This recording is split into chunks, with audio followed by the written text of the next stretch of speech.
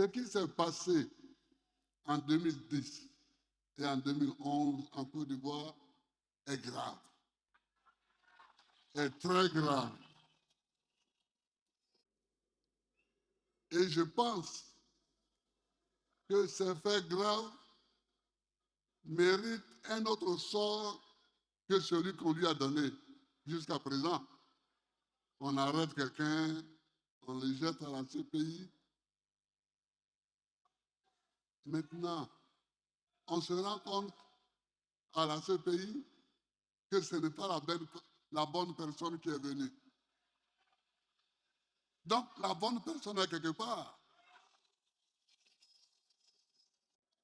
Je souhaite que la Côte d'Ivoire cherche la vérité. Mais vous voyez, moi, tout est derrière moi. Je ne cherche pas la vérité comme un point focal de vengeance. Non.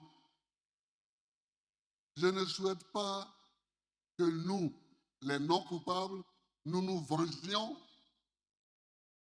des responsables. Mais je souhaite qu'on les voie et qu'on les connaisse. Donc, il ne faut pas qu'ils craignent. Il ne faut pas qu'ils craignent la vengeance. Il n'y aura pas de vengeance. Il n'y aura pas de vengeance. Quand tu gouvernes un pays, ce qui ne te semble pas bon pour le pays, ne le fais pas. J'ai dit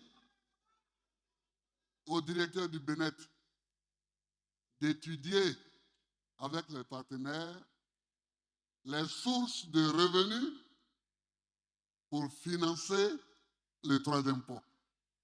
Parce qu'on peut trouver des sources de revenus pour ceux qui fument. Si on augmente le paquet de cigarettes de 10 francs et que ces 10 francs rentrent dans la caisse d'État, ça fait des milliards. Si on augmente les boîtes de sardines de 10 francs, ça fait des milliards. Mais quand on le fait, le citoyen ne se rend même pas compte qu'il est en train de construire un pont. Au lieu de ça, mettre un péage à 1000 francs, c'est-à-dire 500 francs aller, 500 francs retour, entre Marcory et Cocody. Je trouve ça ridicule. Il ne faut pas mettre des péages partout. Le péage n'est pas à bannir. Le péage aussi est un impôt indirect. Mais comment tu mets ton impôt indirect pour que ça impacte positivement le peuple? C'est ça.